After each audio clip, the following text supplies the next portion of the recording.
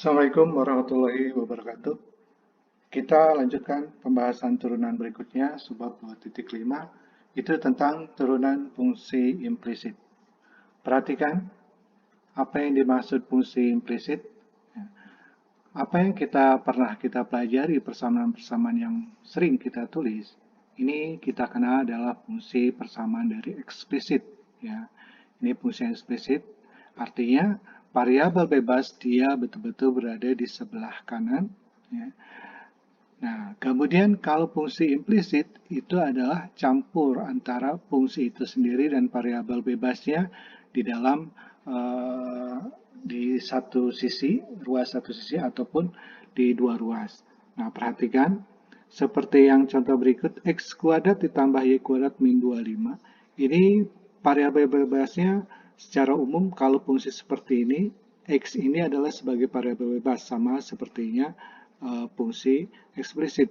Jadi implisit ini variabel bebasnya biasanya adalah x dan y adalah fungsinya itu sendiri. Tapi penulisannya digabung. Nah, ini kita namakan fungsi implisit. Ya, baik contoh yang kedua ataupun yang ketiga ini, ya ini juga sama. Nah, permasalahannya yang sering kita lakukan dalam proses penurunan adalah fungsinya fungsi eksplisit. Ya, seperti yang di atas ini adalah fungsi eksplisit. Nah, jadi bagaimana kita memecahkan sebuah fungsi implisit dalam proses menyelesaikan turunannya. Nah, langkah penurunan fungsi implisit yang pertama, asumsikan bahwa y merupakan fungsi x dan dapat diturunkan. Nah, tadi yang seperti Bapak bilang bahwa x itu adalah variabel bebasnya. Jadi, y merupakan fungsi x. Nah, dan kemudian keduanya dapat diturunkan. Kemudian turunkan kedua ruas terhadap x. Ya. Selesaikan dy per dx ke dalam x dan y. Artinya nanti kita selesaikan semuanya dalam dy per dx. Jadi nanti kita akan mendapatkan persamaan dy per dx-nya sama dengan apa. Nah, itu targetnya. Oke, kita perhatikan yang pertama, contoh berikut. X kuadrat ditambah Y kuadrat sama dengan 25. Perhatikan, X kuadrat, apa yang pernah kita lakukan? Penurunan dari X kuadrat ya sama untuk menyelesaikannya. X kuadrat kita turunkan adalah 2X. Artinya, ini adalah yang kita turunkan terhadap X. Kemudian, yang Y kuadrat kita turunkan dia terhadap Y. Ini 2Y. Nah, perhatikan ini kalau kita tuliskan turunan sebuah simbolnya, ya perhatikan. Ini artinya kita tuliskan dy per dx, ya. Kemudian yang 25 itu jelas 0. Perhatikan kenapa di sini tidak ditulis karena dx per dx, ya. Untuk kasus di sini untuk yang x diturunkan, itu kita tidak tuliskan dx per dx-nya, itu 1. Jadi kita tuliskan hasil turunan saja. Hanya yang diturunkan terhadap y, kita tuliskan di belakangnya dy per dx seperti ini. Ya, untuk yang di belakangnya. Nah, kemudian setelah kita selesaikan, semuanya kita turunkan, kita sederhanakan targetnya adalah dy per dx. Nah, sehingga 2x-nya kita pindahkan ke ruas kanan. Ini menjadi min 2x. Kemudian dy per dx berarti itu adalah min dari 2x per 2y. 2-nya kita coret sehingga hasilnya adalah min x per y.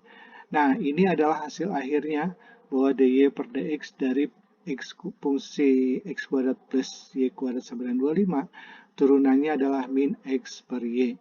Ya. Nah, kita perhatikan lagi, yang diturunkan terhadap x tidak dituliskan dx-nya. Nah, kita lanjutkan. Contoh yang kedua, x pangkat 3 plus y pangkat 3. Sama seperti yang sebelumnya, x pangkat 3 kalau kita turunkan adalah 3x kuadrat. Ya. Ini x tidak kita tuliskan. Kemudian y, 3y kuadrat. Nah, baru kita tuliskan ini adalah dy per dx, fungsi y yang diturunkan terhadap fungsi x. Kalau fungsi x itu sendiri kita tidak perlu ditulis. Nah, berikutnya perhatikan 9xy. Ini ada dua variabel, x dan y.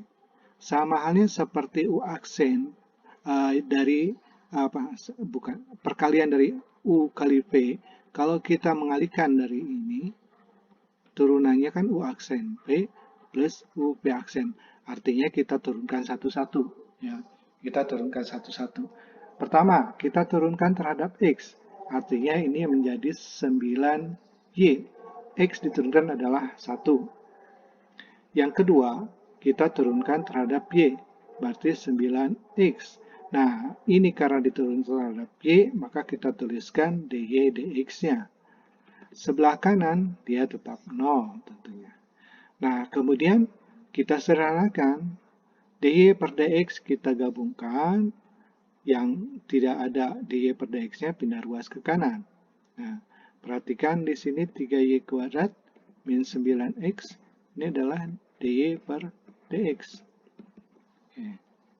Yang tidak ada dy per dx-nya kita pindahkan ke kanan, ini 9y, kemudian ini menjadi 3x kuadrat. Ya, 3x kuadrat pindah ruas jadi negatif. Nah, sehingga kita dapatkan dy per dx-nya. Jadi dy per dx ini adalah pembagian dari 9y min 3x kuadrat dibagi 3y kuadrat min 9x. Perhatikan ini masih bisa kita sederhanakan, semuanya dibagi 3, sehingga hasil akhirnya adalah dy per dx kita bagi 3 di sini adalah 3y min x kuadrat, bagi 3 adalah y kuadrat min 3x. Nah, ini adalah hasil turunan dari persamaan yang ini. Oke, silakan kalian ulangi lagi ya, perhatikan lagi. Ini target kita untuk hasil turunan fungsi implisit. Nah, selanjutnya kita latihan. Nah, ini latihan 2.5.